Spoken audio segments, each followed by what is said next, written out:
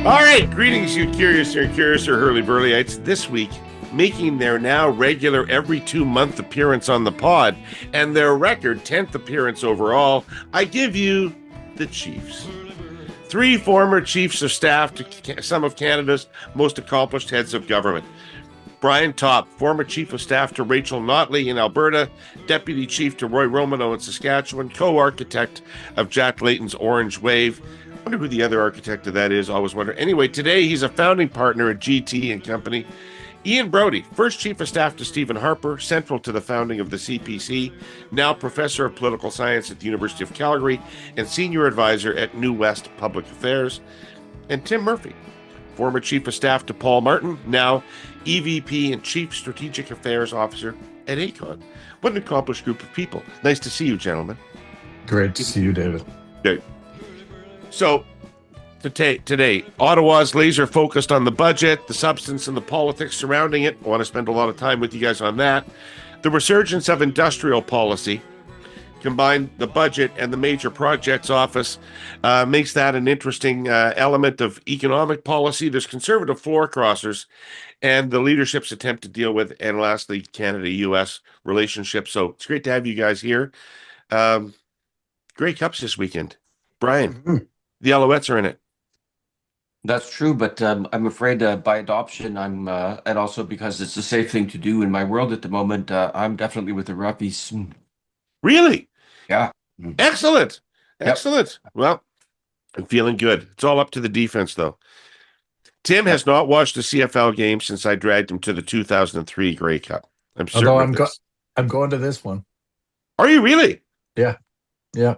Wow. What's the circumstance? Oh, I just have a potential client that is hosting a little shindig, so I'm flying out on Sunday and attending and flying back first thing Monday morning. I will be in Winnipeg for less than 24 hours. Hopefully you're in a decently warm space. I was at a Grey Cup in Winnipeg.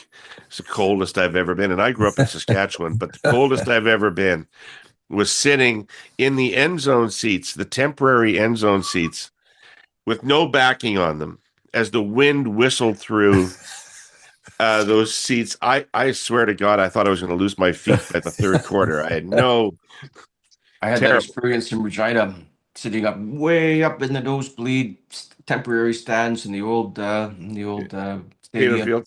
Yep. And it was cold, and we were dressed for Arctic conditions. Yep. All right, let's start with the budget. Ian, I think it is Brian that has previously described this budget as the major economic and political statement of the government.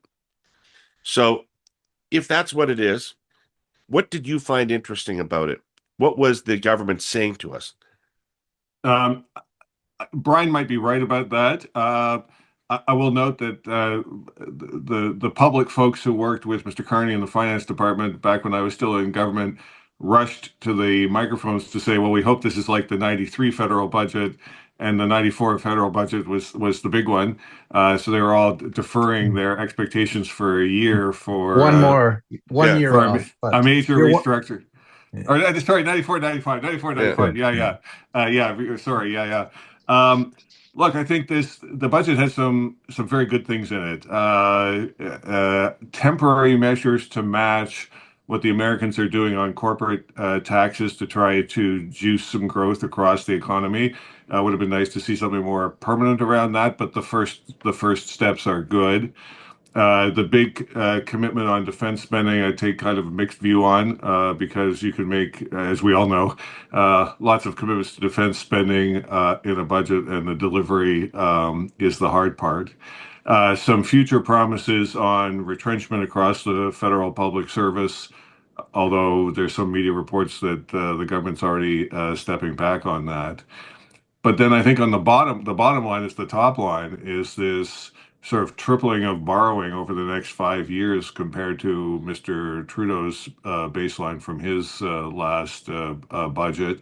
For the time being, that's financeable, but we're in a world where every government is flooding the market with trillions upon trillions upon trillions of dollars, and we'll see whether that borrowing line can last over the course of the next 3 or 4 years as the market tries to absorb all of that borrowing. That's the part that I'm nervous about. So, like many of the measures, very worried about how the thing's being financed. All right. Thanks, Tim. Tim, what's your major takeaway from the budget? Yeah, so I kind of view it as an economist's budget, actually, which Oddly is enough, eh? yeah, Yeah. weird that. And it's so I agree with Ian. There's lots of kind of good things in it. And the reason I kind of say it's an economist budget because, if I'm a front porch person, kind of worried about affordability, it's not quite clear to me how this budget kind of speaks to me. That's not to say it won't substantively, but in terms of a direct vehicle, I would say, obviously there's the housing initiative, but the direct line to affordability, I'm concerned about tomorrow and my kids. It's not clear there's a lot in here.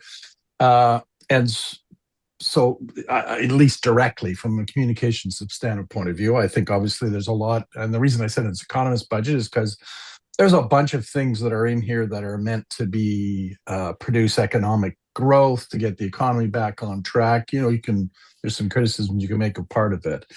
I think the second thing I'd say is, you look at the language of transformation, of rupture, of dislocation, that sense of actual and perceived and communicated crisis that we are facing as a country, and a bunch of things that are both obvious and not entirely front of center. But we've got a technological revolution coming at us.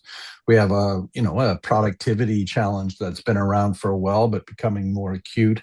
And then you've got the complete realignment of the global trading order and geopolitics. And then in fourth, you've kind of got the normal economic anxiety that we're facing because of the implications of some of that and what the US is doing. And the language of that and the reality of that is significant. And the budget has bits and pieces that deal with all of that, but it's not clear to me that there's a plan. It's a bit like when I look at the budget, what I thought of is like like we're sitting there watching someone do a jigsaw puzzle, put it together without the actual picture on the cover. Like we don't have, I think, a narrative of how all this fits together that explains it in a way that I can understand, being a member of the general public. So lots of good individual stuff there that deal with those things on a one-off basis or part of what could be a plan. But I think there are some challenges around the politics of the budget, although frankly, well, what's interesting about what you're saying, Tim, is that, nobody will ever know from a communication standpoint, nobody ever knows the individual elements. No. All you can ever hope to convey is the sense of plan. Yeah. Right.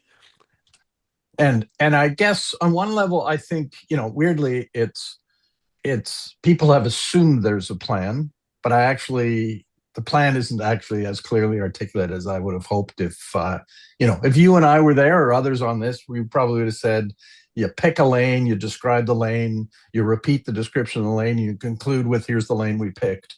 And I didn't see that in the budget. Yeah. Put a photo of the lane on the front cover. Yes. Would all have been better if I was there. There's no question about that. Still demystifying this week, what makes TELUS's new sovereign AI factory so special and so unique to us in Canada? Sort of a 2-for-1 demystification special here, Herle Burly-ites. Let's start with the big tech news. TELUS is super chuffed, proud, delighted, all those glorious adjectives apply here, to be using the NVIDIA accelerated computing platform throughout the factory. In fact, they're the first North American telecom to become an official NVIDIA cloud partner. TELUS and its customers get access to the NVIDIA AI platform and enterprise software, as well as industry-leading training and collaboration with NVIDIA experts. So, cutting-edge global technology for Canadian businesses, but under Canadian control. I'll come back to that part in a minute. NVIDIA accelerated computing is at work behind the scenes, powered by those trillions of computations per second NVIDIA GPUs I told you about last week. Thanks to NVIDIA's industry-leading innovations, Canadian researchers now have the AI infrastructure to process massive amounts of information quickly and efficiently, creating new opportunities for homegrown innovation. I promised I'd come back to the sovereignty piece. It isn't about where components are manufactured. It's about who controls your data and operations. TELUS's collaboration with NVIDIA is as a technology provider. They provide accelerated computing resources, but all data storage, processing, and operational control remains with TELUS under Canadian jurisdiction and laws. Think of how Canadian hospitals use foreign-made MRI machines. The sovereignty comes from Canadian ownership, operational control, and jurisdiction over how that technology serves Canadian innovation. Ultimately, it's the best of all worlds.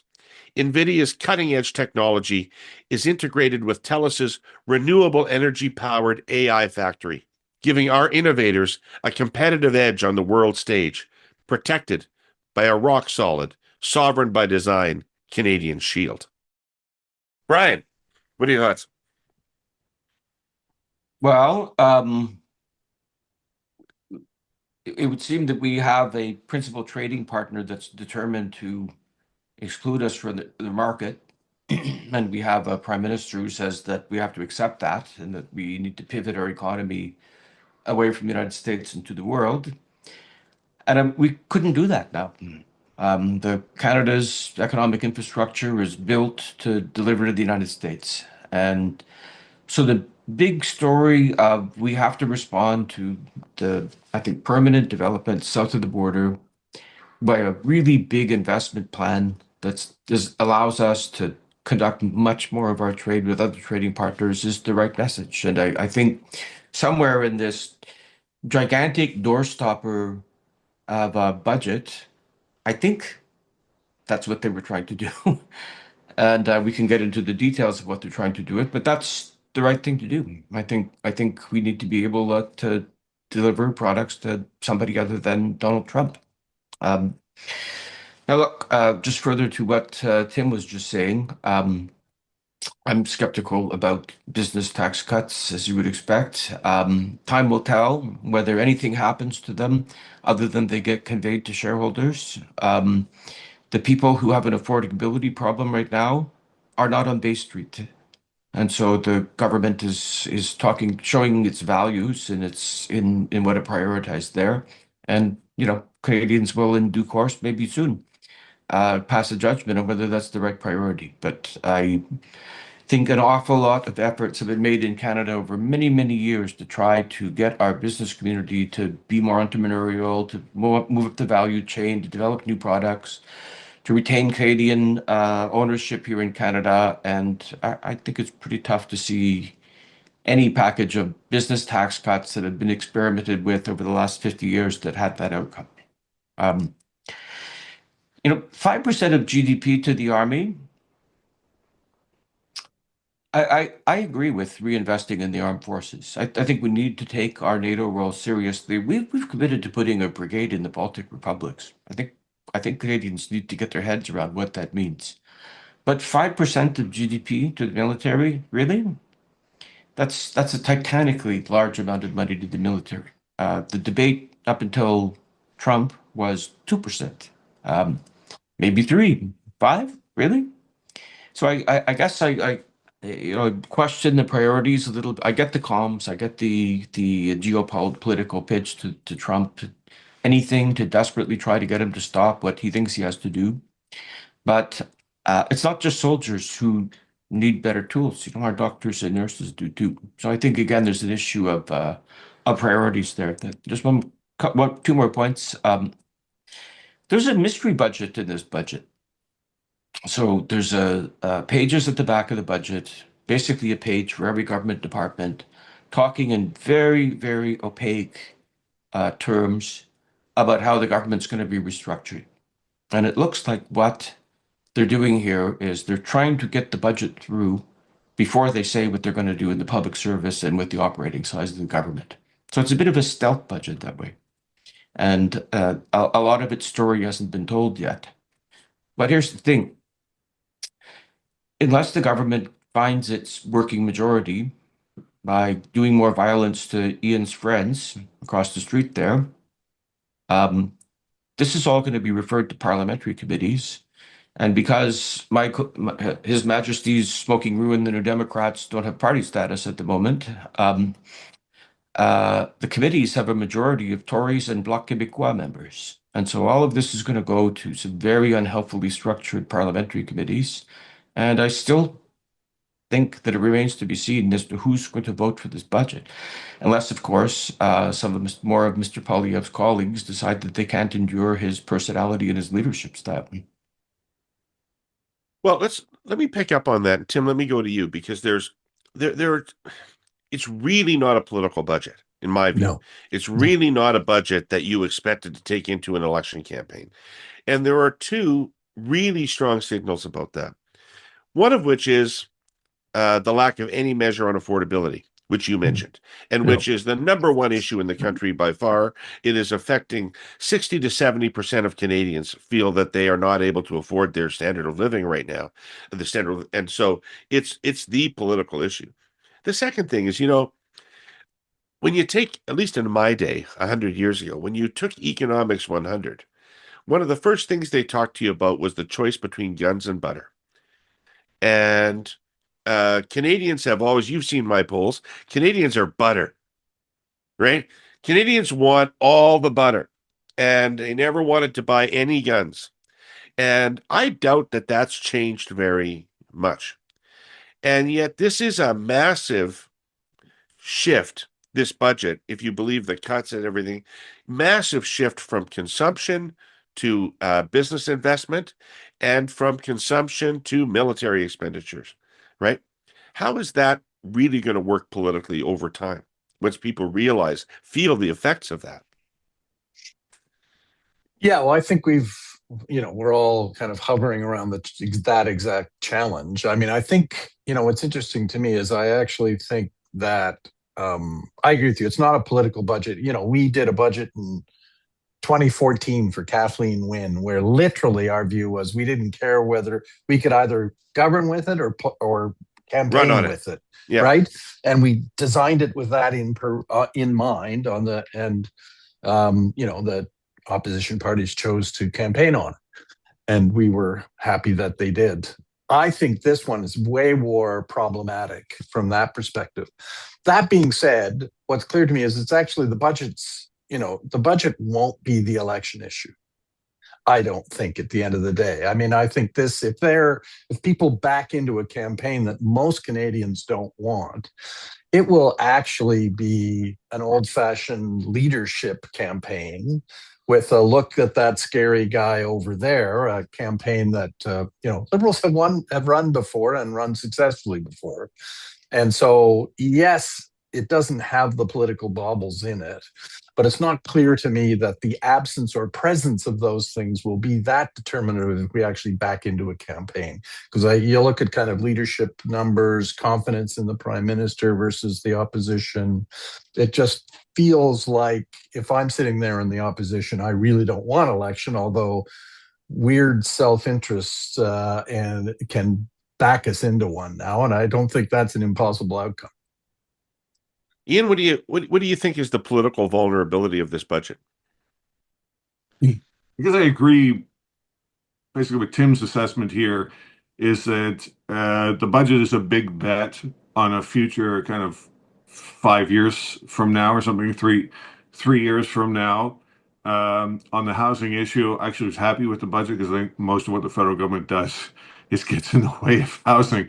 The less the federal government does with housing, the more pressure there is on the people who can actually, approve housing development to get the housing built, and that's basically the magic for how this works. And the federal government can help around the edges, but Mr. Carney's announcement of whatever it is, 25 approved or 24 approved designs for pre-manufactured housing, we'll see if anybody ever builds those.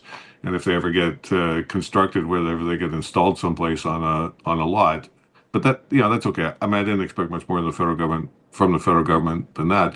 The big bet is if over the next 2 years we lose, let's say, a major auto plant every 2 months for the next 24 months in southern Ontario, which I think is entirely a possibility. Certainly, if Mr. Trump's Secretary of Commerce gets his way, that seems to be the case.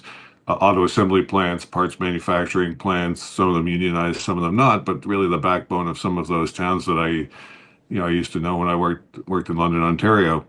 Um, this budget really has not much to respond to on any of that. It's not like you can point and say, here's the piece of this budget that's going to save, the Cami plant in Ingersoll or wherever. But, there's nothing there to respond to any of that. The entire investment is a 5-year bet, and therefore it fits a political agenda if the government thinks that it can either inveigle people to cross the floor or depend on the dire financial circumstances of the opposition parties to govern as if it had a majority for the next 4 years. If that's the case, then it might be that the budget pays off.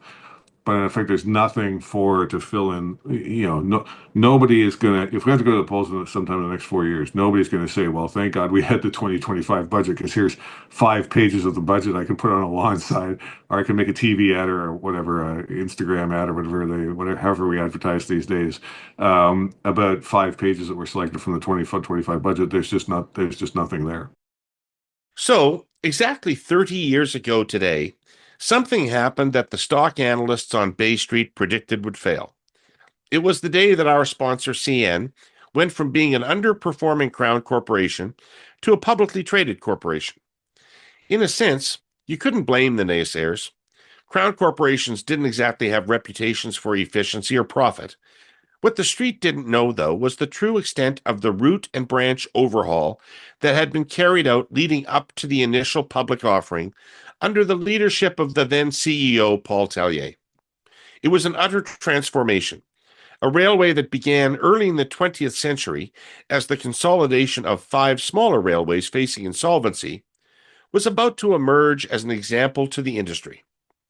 Suffice it to say that once the CN stock went on sale, the snark and the giggles soon stopped. Not only were the naysayers wrong, they were spectacularly, thunderingly wrong. That IPO became the biggest and most successful in Canadian business history, raising about $2.2 billion. And CN began its metamorphosis into what it is today, one of 6 Class 1 railways in the United States and Canada, employing nearly 25,000 railroaders, operating a network stretching from Halifax in the east to Vancouver and Prince Rupert on the west coast and down the Mississippi to the Gulf of Mexico.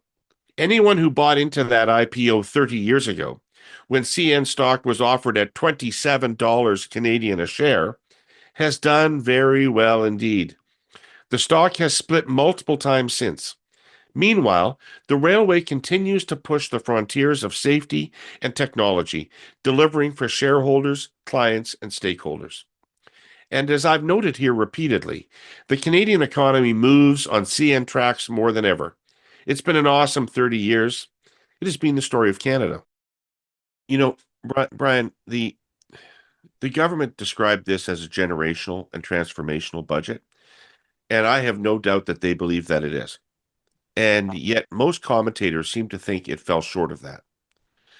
What do you think the disconnect was there? Well, as Tyler Meredith was saying on one of your pods a couple of days ago, if we were thinking 10 years ago that the federal government was going to suddenly start throwing around hundreds of billions of dollars like they're talking about here, we'd think that was a pretty big thing. Yeah. But the optics of it have shifted because we have a pharaonically difficult problem confronting us from Mr. Trump, and we realize that the threat to the economy outweighs even this much effort from the federal government, exactly as Ian was just saying. The federal government hasn't put enough in the shop window here to deal with the threat that Trump administration is posing to our country.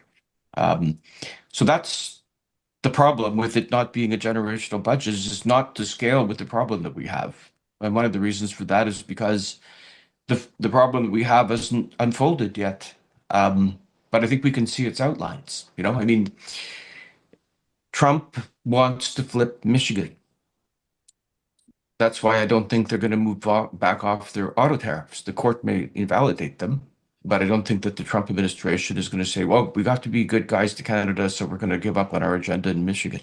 Right. Trump wants to flip Pennsylvania.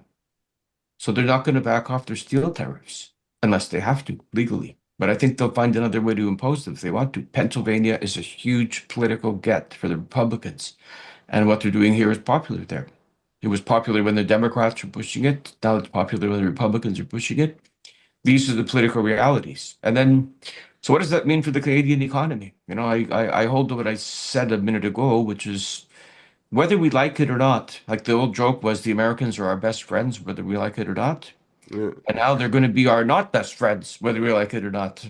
And so we're going to have to do what we have to do to retool the economy. Not the first time. Not necessarily just Trump, Brian, because I mean, Rahm Emanuel looked me right in the eye and said, "We've been carrying you people." No, there are no Right. free traders in the United States anymore. So Ronald Reagan, he looked great in that ad. Maybe 15% of Republicans agree with him these days. So, you know, so that's the thing about the budget. Okay, it's a huge. I mean, it's a physically huge budget. God knows how the omnibus budget bill that they're going to put through is going to be insane. But we have, and this is why I think they've got a problem with their parliamentary committees. But I think what we will find when the challenge being put to us is fully unfolded, that we're going to have to do more than this. Let me, especially because I don't want to talk about the other items on your agenda, David. So let me I'd rather avoid those. I'd rather defer that for a few minutes. But let me make the case for Mr. Carney against Brian here. I put myself in an uncharacteristic situation. This is being recorded, Ian. This is being recorded. No, I know. Yeah, I don't know. I know. I'll hear about it later. The budget. I mean, Scheer is going to see this. I know. Yeah. No. I've already heard from him in advance. Let me put this in providing the financing holds, and that's a big asterisk. I keep saying providing the financing holds. I don't know whether the federal government's going to be able to borrow the amount of money next year and the year after that is forecast in this budget. But the effect of this budget is to set aside, as Brian says, hundreds of billions of dollars in fiscal room and the fiscal framework, as the finance department likes to say, for future considerations. It hasn't been filled out yet. We don't have any of the programs that are going to fill this out.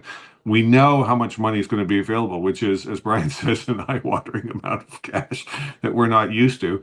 And the rest of the policy process now has, some headroom to run up to. It's now up to ministers and the prime minister and his staff, which I think really means the prime minister and two or three people, to figure out how they want to spend it. But we know at least what the fiscal target is that they're aiming at here, provided the financing holds together. He's given himself 2 or 3 years to fill in what that picture looks like. Whether that's the urgency that the country requires, trust me, I would have liked to have seen all of this 6 months ago. But he set out a very kind of deliberate 3-year path to fill in the details of the coloring book of federal public policy here with a big enough credit card bill, if I can completely mangle my metaphors, to make it all work, provided that the credit limits is approved. But I think the point you made earlier, Ian, is the right one in a sense around this point, which is that 94-95 budget comparison and now, right? So that, people hail the 95 budget as a transformational budget given the issues facing the country at the time, but often don't remember there was a 94 budget beforehand that didn't, kind of telegraph that was coming, but didn't quite step up to the plate to the degree that was required. And I think, there's a very similar narrative around this budget. And Brian speaking to that, we know the outlines of the problem coming at us. It could accelerate very quickly over the next year.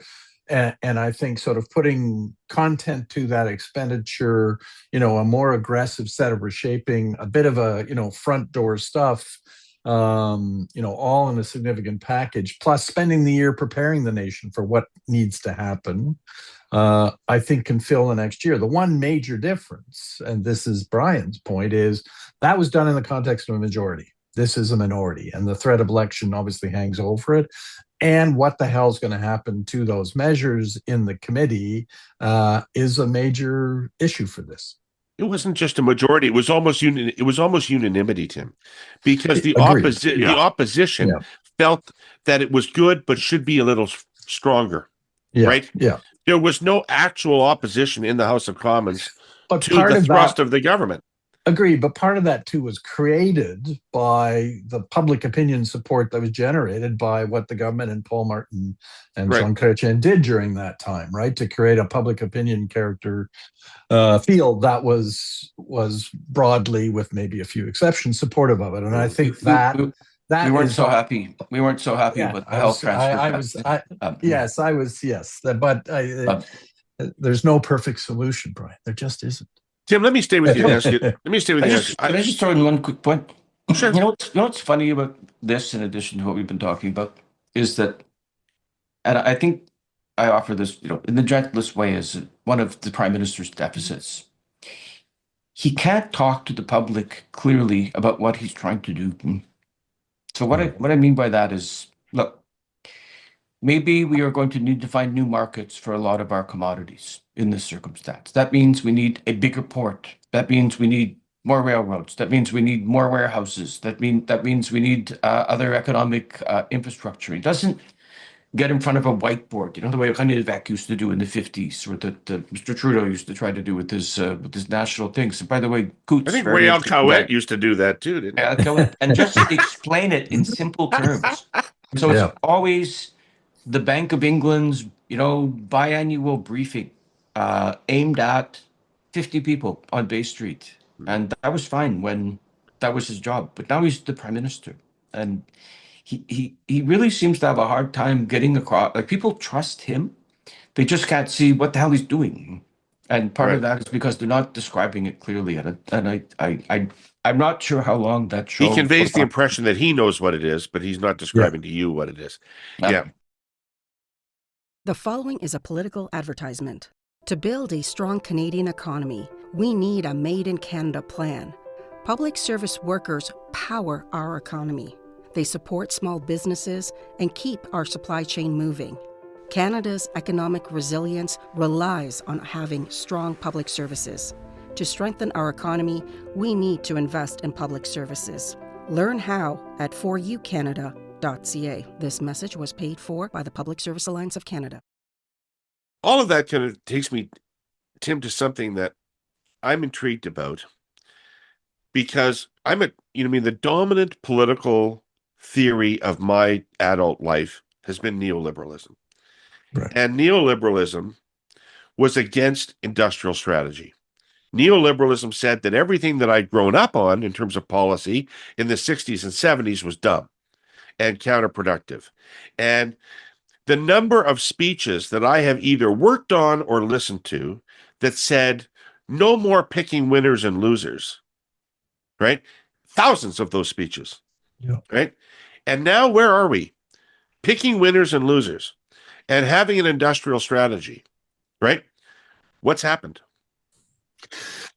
Well, I think so. You're right, and what's interesting to me is it's not just the federal Liberals that are moving in that direction. It's you're seeing it in provincial governments of Conservative stripes too, and it's and I think it is the notion that I think it has two things that are driving. One of is political and one is substantive, and the political one is, in the face of basically what we've seen is the 50-year developing consensus around, rules-based global trading order in which, this economic rules govern where and how things should be done is gone.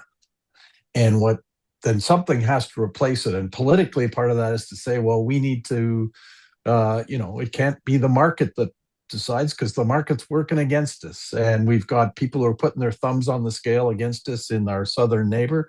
So we've got to pick some places to win, and our vehicle for doing that isn't the invisible hand of the market, it's government. And so I think that's a political imperative, but I also think there's a broader consensus that that's actually a thing we need to do. Whether it'll succeed or not is a thing we need to do. And frankly, in some of it, you look at the upcoming defense industrial strategy out of the federal government, right? That America's gotten away with the defense industrial strategy for 50 years since the Second World War. It just never called it that, where it used its massive 5% of GDP invested in defense to drive technological innovation into its economy. And so, it preached a free market while it did an industrial policy, and maybe we're just catching up. Ian, so in the face of what Tim describes as a consensus, the Conservatives are pushing a very laissez-faire alternative, right? I mean, they are still saying picking winners and losers is bullshit, and it's political, and what you should do is just change the rules for everybody and let them go. Yes. And look, the problem with the laissez-faire approach, and I'm, as we say in the United States, a diehard zombie Reaganite.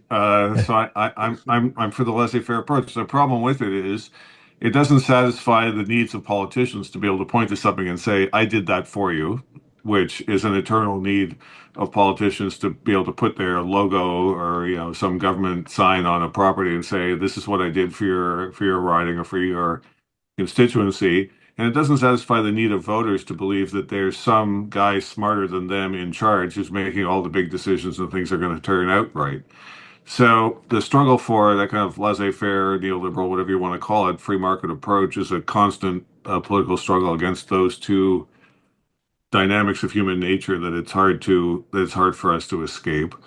The Conservatives are making the bet, which I think is a safe bet, is that every government that tries this gets itself into some kind of insider scandal. And so the insider scandal, will come.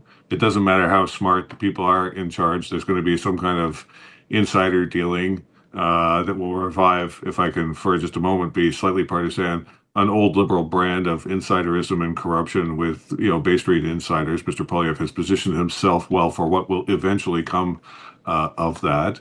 And, our experience, because we're old enough to have remembered it from the 60s and 70s, is that it doesn't really unleash much in the way of economic dynamism. That at the moment, given all the uncertainty that we've just spent the last, whatever it is, half hour talking about, 20 minutes talking about on this broadcast, it's not possible. Can I challenge you, though? Yeah, sure. Can I challenge you and just say business investment's been weak in Canada for a very long time. Yes. And you can say that part of that is regulations on natural resources, and Absolutely. maybe that's right. But it seems to me to stretch credulity to say that business would decide on that Canada is the place to put its money right now, given the uncertainty with CUSMA and the United States. And it seems to me plausible to say that if you want the kind of massive companies to take the kind of massive bets we're asking them to take on infrastructure, that the government needs to be alongside to de-risk it or to encourage them. Even Brian is smirking at me now, so I'm not sure I've got anybody. I'm not sure I've got anybody on this panel right now. So Ian, go first, and then Brian, take over. Yeah, no, if you think that a handful of big companies that the executive team at Brookfield Asset Management is smart enough to pick, or people who are borrowed from Brookfield are smart enough to pick, and that's a surefire bet on the future of the country, then that's the approach that you should take. You're saying that's extremely dangerous to put all of your eggs in 5 baskets. And if you're doing it in the private markets where people can move in and out of your investment fund, in 24 hours notice or instantaneously, depending on how it's structured, sure, there's a way of disciplining those sorts of investments. That's not how government works. I'm not for a nanosecond saying that it isn't the government's role to make some big investments in infrastructure to, open up ports and port facilities and so on and so forth to provide for the exports that Brian was talking about. I'm all for that. But it's not like over the last 10 years that the Trudeau government didn't spend its time betting on, high tech this, supercluster that, all sorts of money. I mean, look at the balance sheet of ISET, for goodness sakes, all of these innovation funds and so on and so forth. We don't have a whole lot to show for them because that kind of work is very difficult. It's hard to do it through government. It's hard to do it through the private sector. And I get that we're into a very difficult period of economic bumpiness here. I'm a let a thousand flowers bloom kind of guy rather than make 5 big bets because we think that Mark Carney is a better stock picker than 5,000 people investing their own money. Okay, Brian. Well, let me quickly talk about two things. When the Notley government came into office, commodity prices collapsed, and we asked ourselves, like, who that looks like us, like the province of Alberta, has figured out what to do with this commodity roller coaster? And we spent a careful amount of time looking at how Texas did and why they were so much more resilient and successful in managing the commodity price roller coaster than Alberta was. And the reason why was because instead of just doubling down on petrochemicals as the province did after the 86 crash, the Texas state government pursued an industrial strategy. It told itself, we have to diversify, we have to be more resilient, and therefore we have to do other stuff. And what they did, to simplify, was they cranked up their fire-breathing, free market Republican legislatures in the Congress and loaded up on American military money, exactly as you were saying, David, and invested big time in military aerospace, which created a whole other sector in the economy in Texas. And the other thing that they did was they invested heavily in very high-end, cutting and hyper-expensive, designed for the rich, private healthcare. And so there's some eye-popping hospitals, if you can afford them, in Texas. And so the consequence was there were more pillars in that economy, and therefore it was more resilient. And every developed country in the world does that. They try to figure out what's their path, and then they work to get there. What we decided to do was to build north-south infrastructure and to be America's commodities box. And now America is telling us that they're not interested. So all the ingenuity that we put into building north-south infrastructure and into building commodities companies now has to be redeployed, at least to some extent. Don't take it from me. Our prime minister's saying that. So the second thing I want to say is you're right to go to this winners and losers thing, when what we're talking about is that the losers, the public, and the winners, private interests, coming to farm an industrial strategy. And too often, when we go down this road and we are into that magic word de-risking that you just said, what we're really saying is that the public will be put at risk and private companies will harvest all the benefits. And that's why, for example, P3 arrangements. Do you think they should be looking for equity? Are often bad ideas. And so I think. Do you think they should be looking for equity? I'm sneaking up on it. So, all right. You know if you'd heard me. You know what? How Trumpian of you. On many projects, the government should just do its job. If you need a bridge, build a bridge. If you need a train, build a train. If you need a port, do it. Just do it yourself. The King Charles can borrow at better rates than any private company, unless the markets believe that the private company has an implicit crown guarantee. So there's no financial benefit to doing the triggered capital thing and pretending that you're borrowing in the private markets and that's on somebody else's balance sheet. That's just a bugs game, because there's an implicit crown guarantee. It's actually the public. But by playing these games, what you do is you cut in a bunch of shareholders in on the action, and then you increase the budget by their return to no public benefit. So I guess what I'm trying to say is we're going to go down this road of having an active industrial strategy that on many fronts just do the job and stop playing around with Bay Street games that are about cutting private capital in on the action when you don't need them and they add no real value.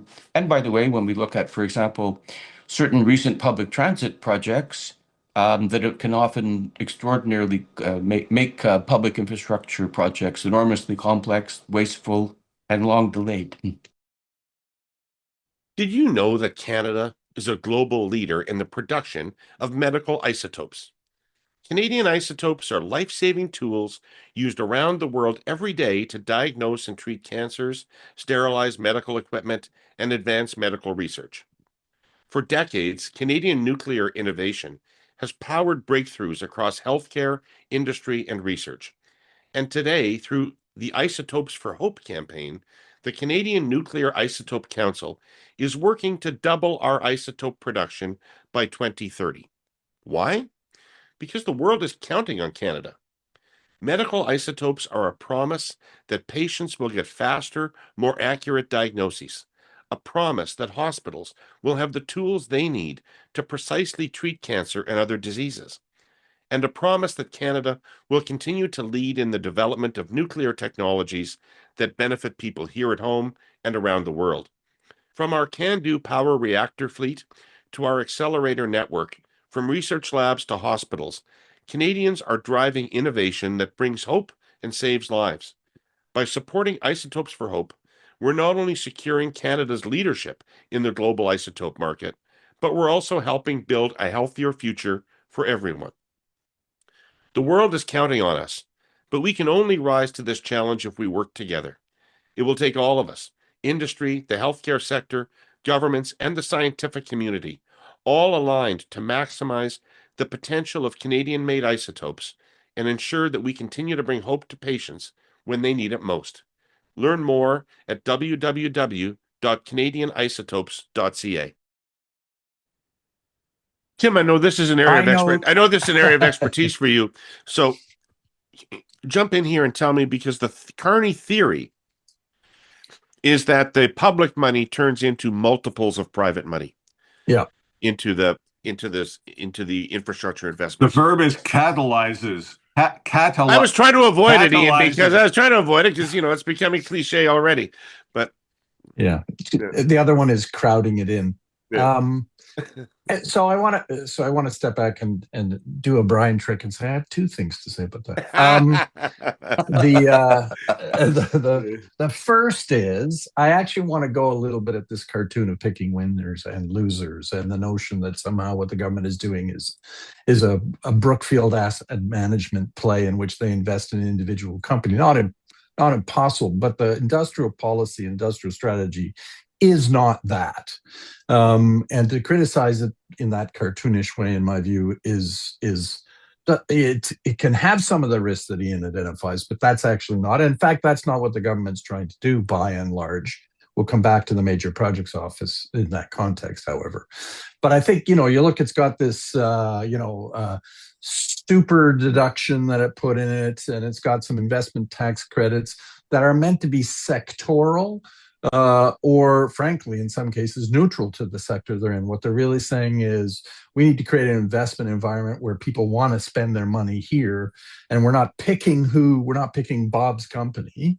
We're picking the notion that we need to be attractive to investors to create opportunities here. And part of the challenge has been, to your point, David, is that money internationally has looked at Canada, has been very cautious. People are saying, I'm not sure, there's some attractive opportunities there, but I can get a better return somewhere else and less risk, and I don't know where it's going to go, so I won't invest in Canada. And the government's trying to create an opportunity regardless of sector, company, or whatever, and using that as a strategy. Secondly, in that context, part of industrial strategy is to use the power of the public purse to create sectoral success, which has a little bit more of picking a winner and loser, but it's a sectoral, not a company-specific one. And so, for example, Ontario is doing that in the nuclear energy context, right? It's making a major bet on the nuclear industry between Bruce and OPG. It's being the first in the G7 around an SMR and saying we're going to build a Canadian supply chain, Canadian expertise, and try and export that talent around the world. So to create a lot of jobs here, but an opportunity for Canada to be a leader. Of course, as you know, whether or not that's a conservative government is a matter of some debate these days. Well, yes. I mean, apparently there's consensus around nuclear now too, David. Yeah. But the flip side is, I think that, on P3s, the notion that, look, they're just a tool in the cupboard to be able to build infrastructure efficiently and effectively for value for money. They're good for some circumstances, not for others. There's other kinds of models that are good for it. In fact, the market is moving to other kinds of models now that are meant to create more efficient, more predictable outcomes related to, I'd say the failures of P3s historically had way more to do with how governments ran it than the fact that they were structured as P3s. But my point, we'll pick this up when we're riding on the Eglinton Crosstown together. Okay. Yes. We'll all have a drink in our hand on the Eglinton Crosstown, and we'll talk about this. Ian, All three of you people have introduced budgets in minority legislatures or parliaments. Right. This government appears to be making no effort to get anybody else in the parliament to support their budget. What do you make of that? I think that's the wise play, to be honest. I didn't check the Elections Canada website this morning. As far as I checked earlier this week, none of the parties had received their rebate from April's election campaign, which means that all of the parties are carrying some kind of election debt, and none of the parties are That's in an interesting point. I hadn't even heard that before. no, That's this all Yeah. comes down to party finance right now. yes. And so as a result, the NDP, I think, is in, I suspect is in the toughest shape here. But all of the parties are carrying finances from the last election campaign, therefore aren't in a position to mount another election campaign. Mr. Carney knows this as well as any party leader that's ever held that job knows it. And so as a result, he has effectively a majority. All of this fuss about is he going to pick up 2 or 3 more MPs at somebody else's expense, or is NDP this, that, and the other thing, chest beating by the other opposition party leaders. There are no election campaign planes available at the moment because the hockey season's still on, and nobody's going to extend terms to a political party to finance an election campaign. So go for it.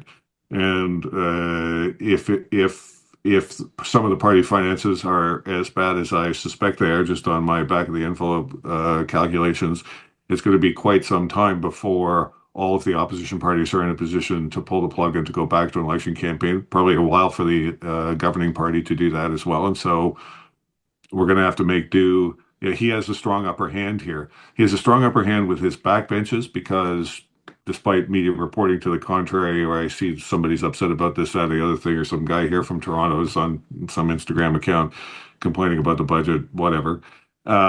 He saved everybody's bacon in the Liberal Party last April. To be perfectly blunt, the Liberal Party was on its way to a 1993 PC blowout, and everybody in the backbenches knows that. And if the whip needs to remind them of that, the whip needs to remind them of that. And the opposition parties aren't in a position to go to an election campaign right now. Free sailing for the next however long this period is going to last. So, Brian, that all sounds completely reasonable and sensible. And I can just hear Bill Neville saying it to Joe Clark in 1979. That's exactly what I was thinking about. That election was financed differently, but yes. I have a theory about opposition budgets and the fiscal realities that Ian was just talking about, which is this. So let's talk about His Majesty's Smoking Ruin. So they spend $32 million and have the worst elected outcome since back to farmer labor in the 1920s. So what does this tell us? You spend $32 million and you get clobbered. Maybe if you spent nothing, you'd do better. That's my theory. I start reading the conclusion that I would draw from that No, as a campaign manager. Right? Well, I might start by looking at my ad agency. What I'm trying to say is But I having a bucket of money like that could be overrated. I mean, look, in Alberta, we took out the PCs. It's never the problem, Brian. They outspent us like, I don't know, 15 to 1, something like that. Right. Money's not the whole story. And so I think the idea that just on money, that the Joe Clark budget can't happen again is what Joe Clark told himself. And I think parties don't just make decisions based on money. Now, Ian's basic point, which is probably this will get through, at least the opening votes, is probably correct. Like I basically, especially when we see what's been happening with the Conservative caucus, I would say there's a pretty good chance that the government will pass its vote on the 17th. We'll see. Whether it's going to make it through committee is another matter, as we've been discussing. But I don't think the Prime Minister would be wise to think that he could just jam Parliament in this like this and get whatever he wants. He needs a working majority to behave that way. And frankly, I thought Mr. Trudeau was a better politician on this kind of stuff than Mr. Carney seems to be, because Mr. Trudeau understood that if he wants people's votes, that you have to talk to them. And it's not clear that this prime minister does. The last prime minister we had like that, his name was Joe Clark. Let me just say, because my dear friend Irving might be watching this, who helped finance several election campaigns for Mr. Harper, and before that, his previous election campaign was the 1979 election campaign following the budget collapse. He then spent 3 weeks financing that election campaign because we had 8 and 9 week election campaigns. We now have 5 week election campaigns, and if you spend 3 weeks trying to finance a 5 week election campaign, you couldn't fly your guy to the leaders' debate if it was in Montreal from Ottawa. Right. Tim, I Yeah. remember our attempts to get our budgets passed in the Martin government to be somewhat Yep. different than this. Yes. We had actual negotiations around substantive provisions. I think that would kill the brand of this government.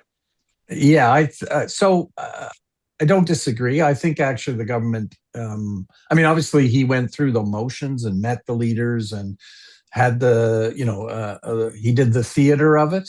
I would say substantively, I'm not sure I could point to a single thing in the budget that was the result of those discussions. Did you see the picture of him and Poilievre meeting together?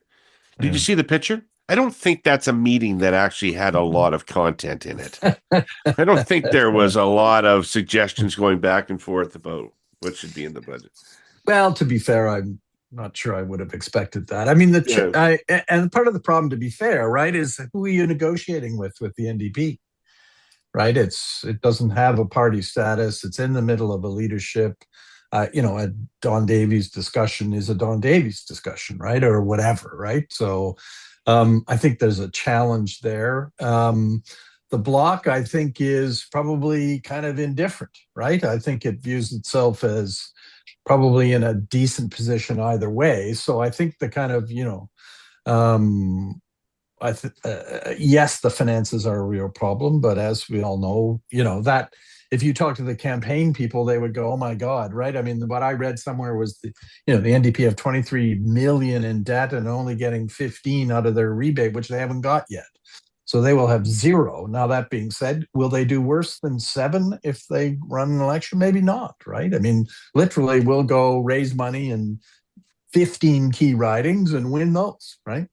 So I don't really believe that, by the way, Tim, if you're looking for an argument on that. I think that if there was an election, I could see the government changing, but I can't see it being weaker. I think that if Canadians were to make a decision, they would decide they need to make a call on this. Right. Agreed. And that's why right at the beginning, that's why I said, I know how this campaign's going to be run, right? I'm the leader for the Times. We proposed a budget that addressed the problems. And, these people want to play politics, and I'm the leader you can trust. And you've got that scary guy over there. And you know what? We have a lot of experience running that campaign, polarizing the electorate and driving the choice. And to your point, I actually, think the results are going to be, but campaigns do weird things. But all that being said, I would have thought common sense should prevail. But, common sense doesn't always prevail. But common sense requires the people in Parliament to talk to each other. And that's the problem. The thing the NDP, though, Brian, the thing about the Clark example is that the Creditistes were wiped out to the last person in that election and never elected another person in Canadian history. But they ultimately a bad call on their part. That was better for them, in their view, than just rolling over and voting for Joe's budget. What that tells you is sometimes parliamentarians actually stand on principle. Or are crazy. Or make a mistake. Yeah. and look, let's think about how Joe went down. It was Bob Ray's motion. Let's remember. It is one. What I'd love to do is actually have a debate sometime on which is the more remarkable electoral outcome, 79-80 or 2025, because I think they are two of the most stunning things in Canadian history. Listen, we're out of time, and I want to get to another subject, and I'll just do it briefly. But Ian, you and Tim were involved in one of the most dramatic floor crossings of all time, right? So you're well placed to talk about this. We had a floor crossing and another potential floor crossing, which turned out to be a resignation in Canadian politics in the last week or so. We had a lot of reports about how that was being handled inside by the Conservative Party. Um, and I'm just interested in everybody's thoughts here on the importance of floor crossings, the significance of floor crossings, but also how you handle them if you're on the losing end. Do you want to start, Ian? Yeah, I'll tell you exactly the story that I tell people that I've told several political leaders who've been on the losing end of floor crossings. I was on paternity leave the day that Miss Stronach crossed the floor. Mrs. Harper was going to come over to meet our daughter that day. So I was in the shower when my wife said, uh, Lorene just called. She can't come. Belinda's crossing the floor. She's got Peter MacKay on the other line. It's terrible. And I went into the office to find, a very depressing situation. On the other hand, I then walked into a caucus meeting where everybody was united. The people who had backed Miss Stronach in the leadership race were upset that she'd crossed the floor, and Mr. Harper never looked back. The next time I met Miss Stronach was as I was taking my snow boots off on the way into Tim's office to arrange the transition of power after the 2006 election. As I pulled my snow boots out, I straightened up and found out that Tim's appointment before me was Belinda Stronach. So we had the debrief meeting a few months later. I said, "I'm sorry that didn't turn out any better for you, Belinda." And I was telling you, I don't have anything against Belinda Stronach. I was sorry that it turned out badly for her. Let me tell you one thing about Poilievre that we've seen. We've all seen it, but I haven't seen it in any of the reporting. He became leader of the Conservative Party as a result of a caucus uprising that he and his folks helped engineer against Aaron O'Toole. So he knows exactly how the chess pieces are moved to engineer a caucus uprising. I think I said on our last meeting, leadership reviews are complicated, they're painful, they're difficult, they're tough, and they're full of surprises. And there's people out not sure that they want Mr. Poilievre to continue on as a leader of the party. He's now his team is now doing what they think Mr. O'Toole's team should have done 3 years ago now, I guess it was. Take out the baseball bats? Well, yeah. I mean, Mr. Poilievre's in a strong position inside the party. I think the party rank and file want him to continue on.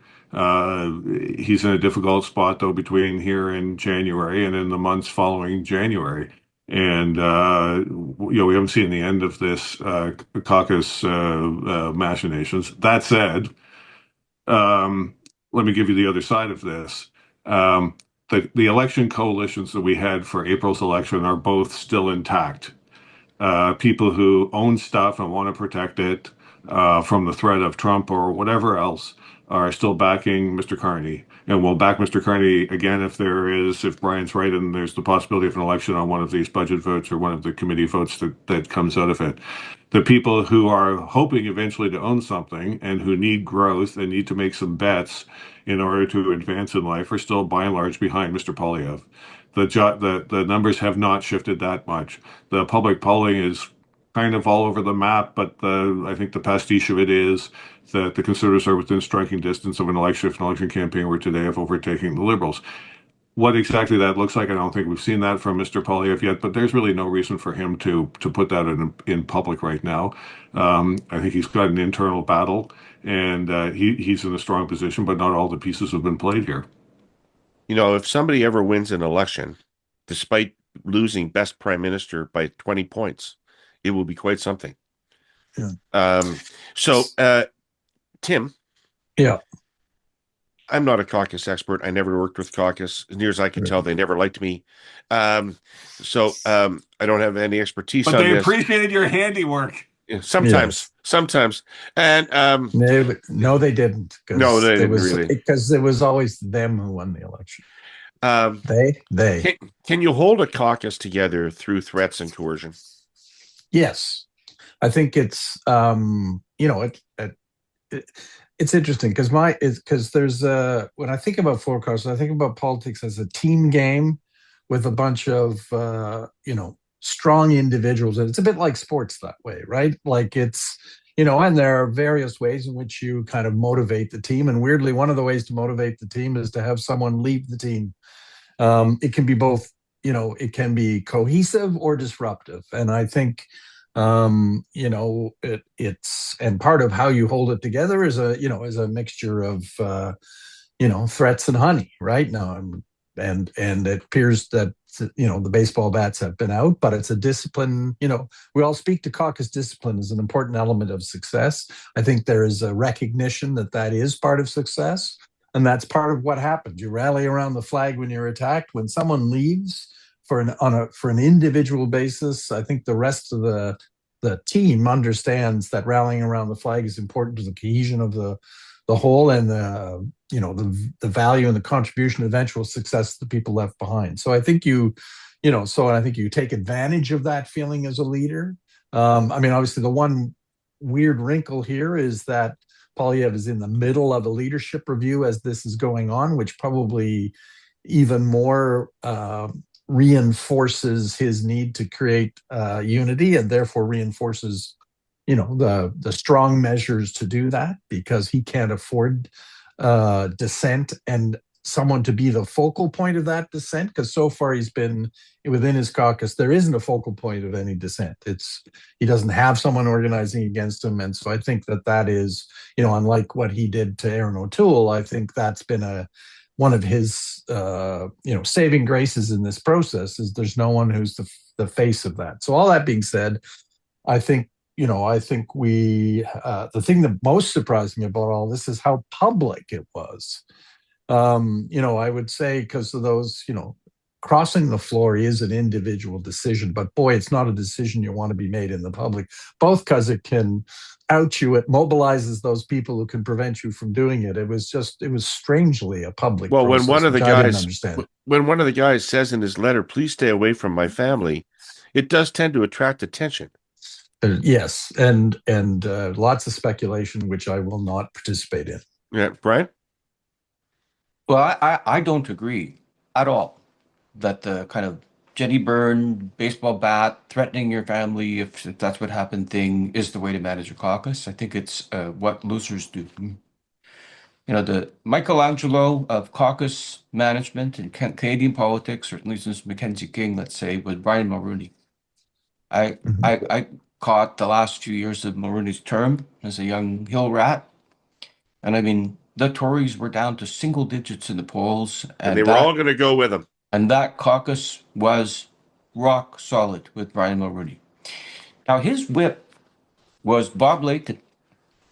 And Bob Layton used to talk about how Brian Mulroney managed his caucus to his son, Jack Layton. And Jack Layton basically was a Mulroney-ite in the NDP caucus. And I watched him spend many, many, many patient, long hours working with his caucus. And the result was that they were bedrock, loyal to him, just like that. Without getting into too much, let me say, when I have seen federal leaders not do this, not live in the house of Mulroney, and instead try this stuff, then what happens is the pressure builds, and then somewhere along the line, when they think they can, they shiv you. And that's what's going to happen. Kind of what happened to Trudeau, by the way, Brian. Yeah. Kind of what happened to Trudeau. But I agree with you. It's a short-term strategy. But that's why I point to the fact that Poilievre's facing a leadership review. And I think he is pulling out all the stops he can to make sure that result is positive for him. It may not survive, be the best strategy in the long term, but it can work for a short term. And to be fair to Poilievre, he's facing a short-term problem. The weird dynamic is that I assume he's fine in the review. I'm almost disinterested in their convention. Yeah. Because the Ford people aren't going, and he's going to stack the room with the kind of people that were at his rallies before. So I think he's going to get a good vote. But Michael Chong, I think, haunts this guy, because I think those Chong rules for caucus removal of the leader are far more dangerous to him than the review vote at their convention. Yeah, but even look, let me pull the trick of this podcast so far. Let me say two things. One, Copyright. That's copyrighted. I want royalties. let's keep in mind, and I hate to disappoint Brian here, the much vaunted caucus management approach of Mr. Morney was in the end totally dysfunctional, right? Like it failed.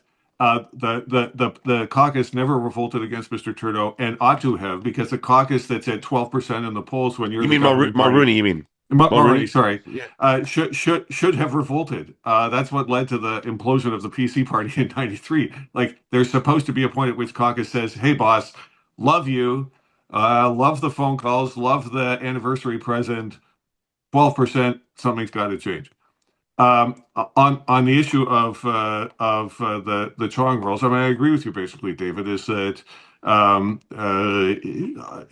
not sure what's going to happen at the Conservative Convention in January. We all think this is under control until you show up and there's 500 people you've never seen before from some riding in Quebec that want to register on the day of the convention. And yeah, I mean, I've seen this. I have had to manage through this, and so you never know. But the problem comes after that. The difficulty is that even organizing a caucus uprising requires a leader. Requires an alternative leader, I should say, in this case. And it's not clear to me who the alternative leader to that is inside the caucus.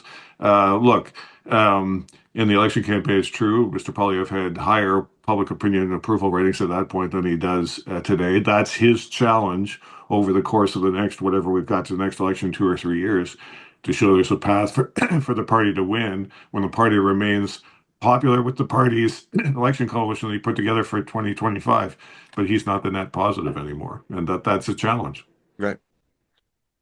Listen, I think we've probably exhausted how much we should do today. We can keep on talking. I've got a whole list of things, so we'll just have to get back together in a couple of months and do this again and reconvene. But thank you very much for clearing your schedules for this conversation. I really enjoyed it. Thanks a lot. Yeah, it's great. It's great. Good to see you David. guys. That's great. I have 2 things to say to that. Oh, never mind. Yeah. All right. Thanks all you Herle Burly-ites, and thanks all the sponsors of this show and these 3 gentlemen for sharing their wisdom. Thanks so much. And we'll see you next week with more Herle Burly, and we'll see you in a couple of months with more Chiefs. Take care.